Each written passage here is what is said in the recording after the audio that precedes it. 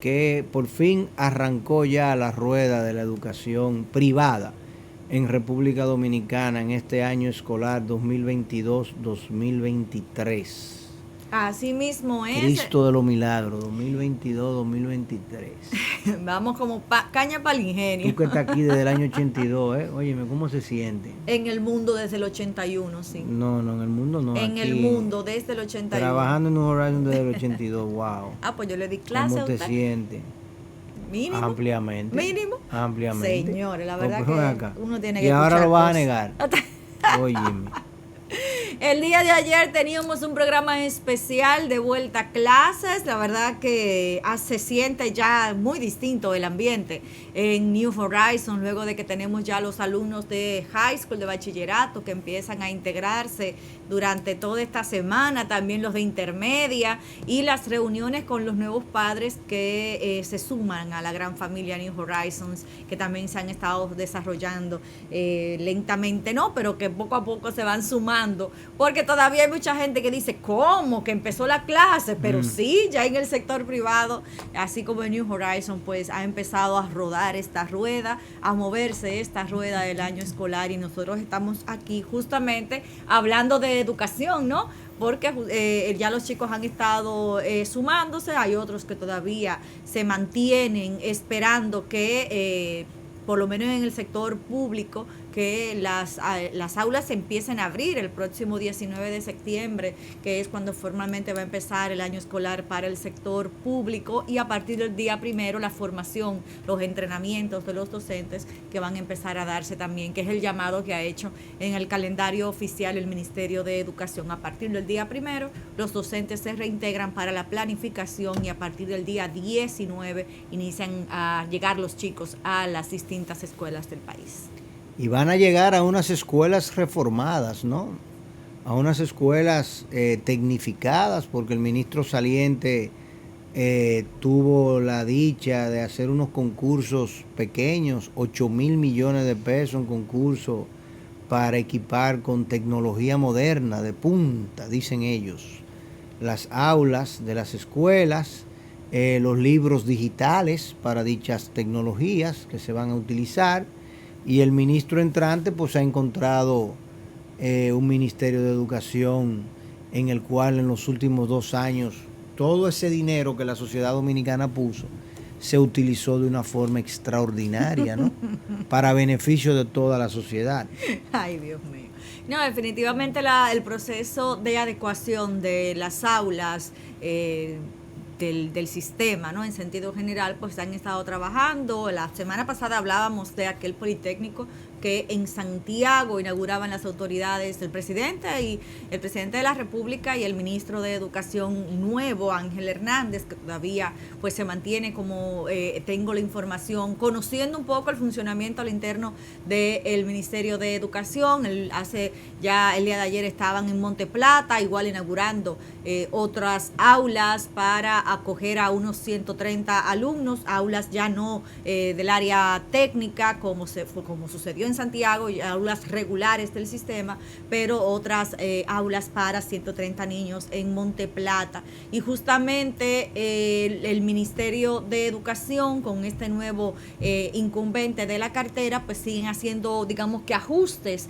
Al final de la pasada semana conocíamos cómo parte de los colaboradores del área de compras y del área financiera fueron removidos al interno del Ministerio de Educación, porque sabemos que por allí donde han estado los principales escándalos de la pasada administración, de la de Roberto Fulcar, que los escándalos asociados a la compra de equipos, a todo lo que tenía que ver con la parte económica, era donde más ruido estaba sucediendo, y parece que pues también la administración de Ángel Hernández pues quiere apacar un poco eso. Y esto se da a la luz de que el Tribunal Superior Administrativo pues emitiera un nuevo fallo, esta vez en favor de compras y contrataciones, dándole la ratificación de que están en lo correcto cuando emplazan al Ministerio de Educación para que las licitaciones que habrían sido señaladas como irregulares pues no fueran adjudicadas, que pese a la resolución de la Dirección de Compras y Contrataciones,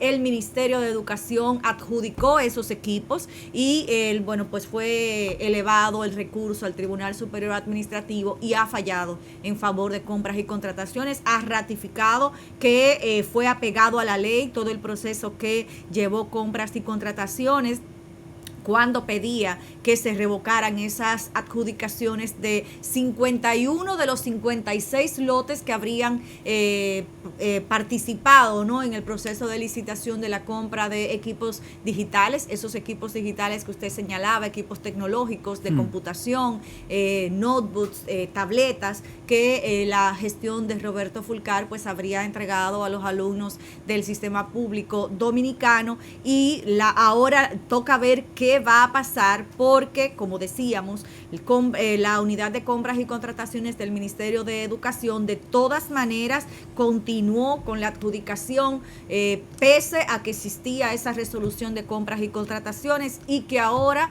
el Tribunal Superior Administrativo ha fallado en favor de compras y contrataciones. Sin embargo, esas adjudicaciones no todas han podido llegar a feliz término, porque dichas empresas, pese a haber sido adjudicadas y haber recibido pago, pues no habrían entregado equipos digitales. Ese dinero pues ha quedado en un limbo, y esta es la primera sentencia formal que sale en beneficio de compras y contrataciones, ratificando sus competencias y sus facultades para ser el órgano rector de esta situación. Hay que recordar que a la salida de Roberto Fulcar, el propio Carlos Pimentel se habría pronunciado y habría dicho, señalado, qué pena que no lo habría hecho antes, por lo menos no públicamente, que todas las trabas que habrían encontrado al interno del Ministerio de Educación para poder llevar este proceso de veeduría y acompañar para que los procesos de licitación fueran lo más transparentes posibles. Mira, esta situación en el Ministerio de Educación lo que demuestra es una debilidad inmensa de el sistema educativo dominicano en lo que se refiere al Ministerio de Educación. Yo no me voy a cansar de decir aquí, nosotros los dominicanos todos estamos dedicando el 24% del presupuesto nacional al sector educación. Si tú asumes para ponértelo en términos directos, si tú asumes una presión fiscal de un 14%, el 24% de ese 14% es casi un 3%. Quiere decir que el 3% de todo el ingreso tributario, de todo el dinero, ¿cómo te diría?, de todo el dinero producido en la economía dominicana, se bota, se pierde, se va al zafacón. Y cuando a ti te quítate un 3% de tu cuerpo todos los años, a ver a dónde tú vas a llegar al cabo de 10 años. ¿Entiendes? Va acá, pero Ana medía 5 pies, ¿y qué es lo que pasa? Que ahora mide 3 pies y medio. Porque no se puede. Entonces, esto muestra una debilidad institucional demasiado severa. Y lo único interesante, o digamos, la única luz al final del túnel, pero es al final del túnel, es que haya real y efectivamente una reforma a la ley. Porque que este Ministerio de Educación, de la forma que está concebido, con este Consejo Nacional de Educación, que el ministro lo convoca cuando le da la gana, donde no hay un organismo que vele, porque no me hablen de Cámara de Cuentas, ni me hablen ni siquiera de esas supuestas compras y contrataciones. Porque eso no funciona, porque ya lo vimos la semana pasada. O sea, lo vimos ahora mismo calientito. Una de las editoriales se queja. Y las 4 fraudulentas que habían, sacan a una y meten a ese, y ya todo el mundo está tranquilo. Pero ¿cómo así? O sea, después que la misma compra y contrataciones dijo que ese contrato no podía seguir. Bueno, pero mira que ya hubo uno que entregó PDF, libros digitales, PDF. Porque sigan. Y todo pasó ahí. Y ya se terminó todo. O sea, si yo me quejo y me dan mi lechita, ya.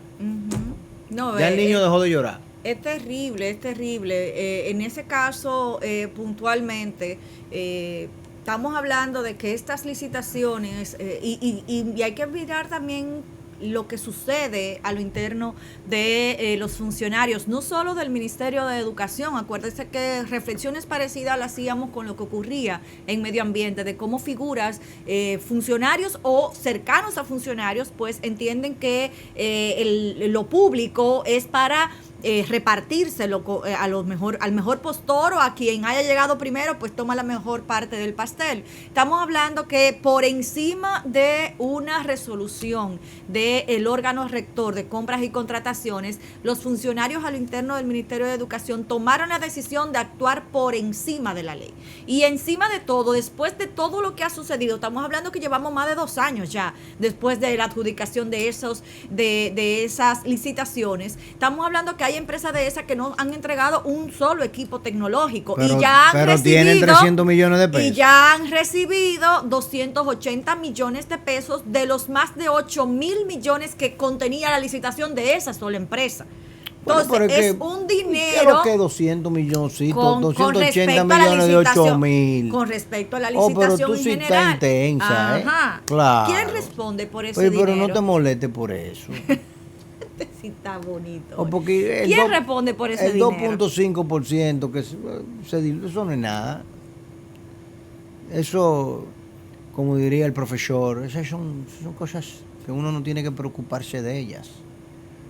Eso es mágico, ¿entiendes? Como por obra de arte, de magia, que el dinero aparece como por obra de magia. Yo nada más digo que voy a viajar y inmediatamente aparece.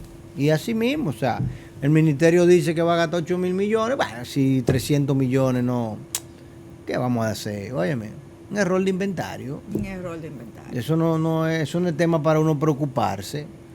Vamos a preocuparnos de lo que está diciendo el nuevo ministro, de que en las aulas no se aprende. Pero ¿cómo vamos a aprender en las aulas si tenemos 250,000 empleados? 250,000 empleados. ¿Tú has visitado una oficina pública últimamente? Sí, una locura. ¿Cómo están esas oficinas públicas? ¿Vacíos los espacios y los pasillos o hay mucha gente? Un montón de gente. Empleados, ¿verdad? Empleados, porque la gente lo que quiere es un empleo, no un trabajo. La gente no quiere trabajar, la gente lo que quiere es un empleo. No caben la gente en las oficinas públicas, mi hermano. Están poniendo un escritorio arriba de otro, en toditas. Yo fui a retirar que me parece un absurdo, un acta de nacimiento para sacarle la cédula a mi hija. ¿Y ya tu hija tiene cédula? Pues de menor. Está poniendo vieja. 17, tiene 17 años. Ay, Dios mío. Mire, usted primero tiene que llegar y hay 3 gente que te dicen... Sentado en el mismo escritorio. Que te dicen, ¿dónde? No, vaya, párese ahí. Y usted va y se para ahí. Entonces, pues, otra gente te dice, venga, muévase ahí. A eso nada más. Y en cada uno de esos sitios hay una gente parada, mirando al que está ahí esperando. Pero no obstante, usted va a un lugar a que te digan sí, para que te revisen, ¿verdad? Y después te dan un acta de nacimiento para que entonces tú vayas a la caja a pagar. Y tienes que hacer 2 filas. Tiene que hacer 2 filas. Y cuando yo digo bueno, pues mira, estarán cobrando quizás 100 pesos, 200 pesos por el servicio, te le ponen un sello. Digo yo, ¿y no tiene costo? No.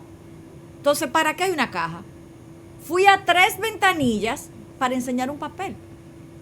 Y en cada ventanilla habían 2 personas sentadas. Óyeme, no caben las personas en la oficina pública. No caben.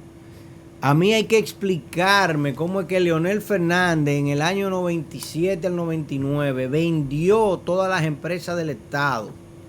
Cómo es que hoy en día este gobierno agarró el CEA y dijo, no, el CEA no va a producir azúcar, el CEA lo que es tierra, que nos la vamos a repartir, y se lo pusieron a Bienes Nacionales. Bienes Nacionales ahora produce azúcar. Y tú ves que los cañaverales ahí en Atomayor y en Consuelo, que se supone que se deben de cortar 2 veces al año, lo cortan uno y cuidado. Porque ya no hay preocupación por cortar azúcar. Ahora la preocupación es cómo nos vamos a coger los terrenos y los vamos a invadir. Y en eso es que están. ¿Entiendes? Y tú dices, pero, óyeme, no cabe la gente en las oficinas públicas. No caben. 250,000 empleados, según el ministro de Educación, tiene el Ministerio de Educación. Quiere decir, lo que me están escuchando, que de cada 44 dominicanos, uno es empleado del Ministerio de Educación. Yo no digo que trabaja en el Ministerio de Educación, es empleado del Ministerio de Educación. 1 de cada 44 dominicanos. Si agregamos los extranjeros que están aquí sin visa, entonces ya el número baja un poquito. Pero dominicano, 1 de cada... O sea que cada vez que usted va al supermercado y se para en la fila, a braviar o a hacerse el patriota nacional o a rememorar la zona de Pola en España, sepa que ahí en esa fila hay compañeros suyos que trabajan en Ministerio de Educación. Entonces, si no hay una reforma de la ley de educación, este ministro nuevo, él se va a gastar tratando de garantizar calidad en las aulas. O sea, yo estoy de acuerdo con lo que él ha planteado hasta ahora, me parece muy razonable, pero no tiene los mecanismos para poder manejarlo. Porque lo primero que él va a tener que hacer es un corte, un chapeo bajito, como quien dice. Y cuando haga ese chapeo bajito, lo van a visitar y le van a decir, pero comando, mire, espérese que los compañeritos trabajaron por los movimientos de la base. Y en menos de 3 semanas lo ha referido 2 veces cuando habla de la reforma a la Ley General de Educación. ¿Y con cuál liderazgo político que vamos a hacer esa reforma de la Ley de Educación? Dime. ¿Quiénes son los diputados y los senadores que se van a molestar y preocupar por ponerse a leer y atender esa ley? Vamos a tener en esa reforma de esa ley real y efectivamente por fin se le va a quitar al Ministerio de Educación la posibilidad de ser juez y parte, de ser quien imparte el proceso y quien se autorregula. ¿Entiendes? Porque la Punta Catalina, que es un gran proyecto, ¿verdad?, del gobierno pasado y de este gobierno y de todos los gobiernos, todas las empresas públicas que se dedican a la producción de energía eléctrica, no son ellas mismas que se autofiscalizan, se supone. Los bancos, el Banco de Reserva tiene una superintendencia de bancos que tiene que cumplir con ella, a pesar de ser un banco público, por ponerte un ejemplo.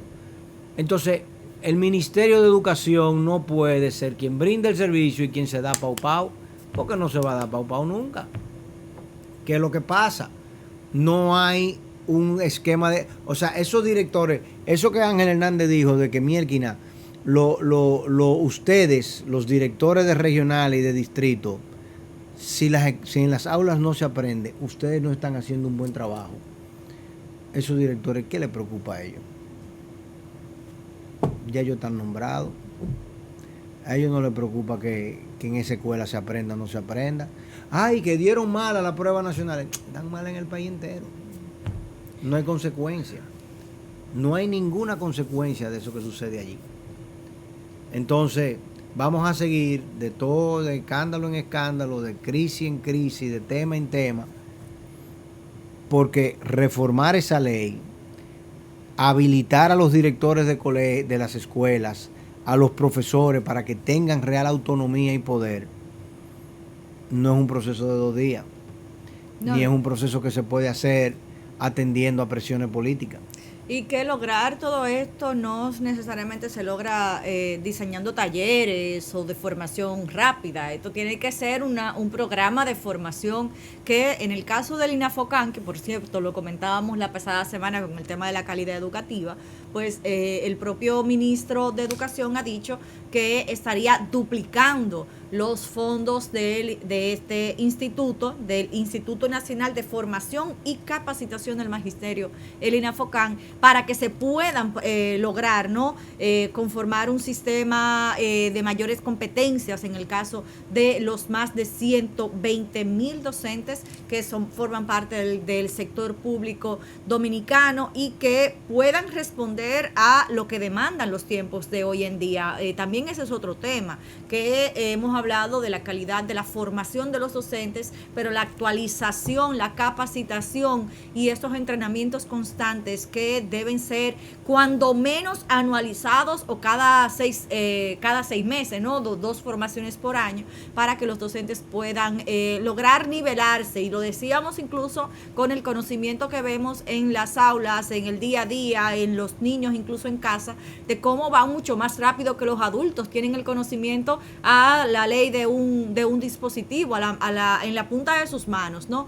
Porque pueden tener el acceso en las plataformas digitales a cualquier tipo de contenido. Entonces, estas competencias diferenciadoras que tienen los maestros para que puedan atraer a los alumnos a las aulas es parte de lo que habla el ministro de Educación, y dice que dentro de los puntos claves, de esos ejes claves que tiene dentro de su plan de trabajo, está justamente lograr la transformación del sistema educativo a través de la reforma a la Ley General de Educación, y dice que debe ser una normativa que debe adaptarse a estos tiempos actuales, que brinde a los niños y jóvenes, ¿no?, contenido educativo reformado a partir de un currículum más eficiente. La tarea que tiene Ángel Hernández, sin duda, es muy ardua, es muy amplia, y concitar a su alrededor un equipo de trabajo que pueda gestionar la educación presente y la educación del futuro, sin duda,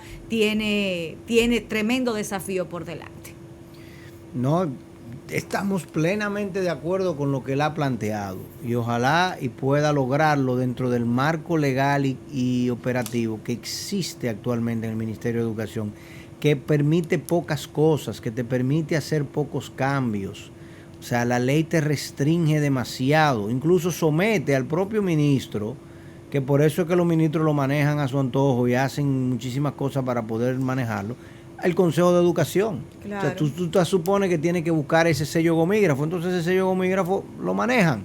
Pero además, si la idea es hacerlo bien y no, ¿verdad?,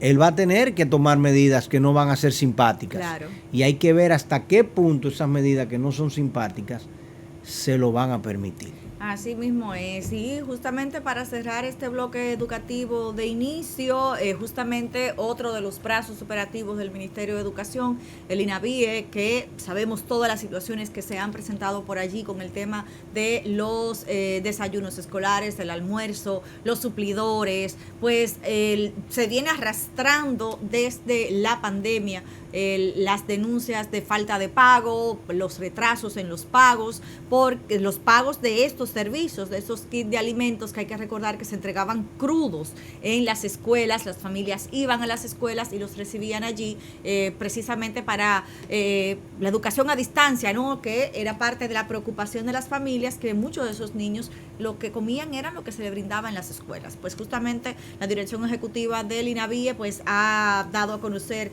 el día de hoy el pago de 246.944.000 pesos como parte de los pagos a estos suplidores, y que también se extendía, ¿no?, hasta el 2022 cuando miramos hacia atrás, y el monto que ha correspondido a unos 140 suplidores para ascender a un 86% de lo pendiente, de los suplidores pendientes. El resto pues estaría continuando el proceso de pago en los próximos días, pero por lo menos eso ha empezado a caminar. Hay que saber que esto le ha hecho mucho ruido a la pasada administración de gobierno y a las dos administraciones presentes de esta presente gestión administrativa de Luis Abinader, y que sin duda a través del INAVIE pues yo digo que por ahí viene una situación también bastante complicada y de peso para el Ministerio de Educación, sabiendo que no solo maneja el tema de los alimentos, sino también el tema de los materiales escolares, los uniformes y demás, que en estos días también se reactiva, ¿no?, para la entrega de los uniformes y los útiles a un gran porcentaje de los niños del sistema educativo público.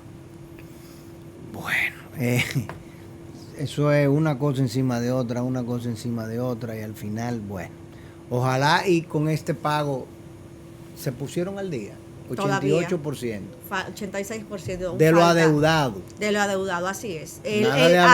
Aspiran a que antes de iniciar el próximo año escolar, pues la cuenta esté limpia. Ajá, pero si la cuenta está limpia, tú que eres suplidor, ya tú sabes, o sea, tú vas de nuevo a reengancharte, para volver de nuevo a esperar a agosto del año que viene, que eso que te repaguen. Una situación complicada para los medianos y pequeños suplidores, no, porque es imposible aguantar. Estamos hablando que muchos de ellos tenían 2 años sin cobrar 2020 estamos hablando, y entonces cómo se sostiene un pequeño empresario endeudándose para poder mantenerse en la lista de elegibles de los suplidores del sistema público.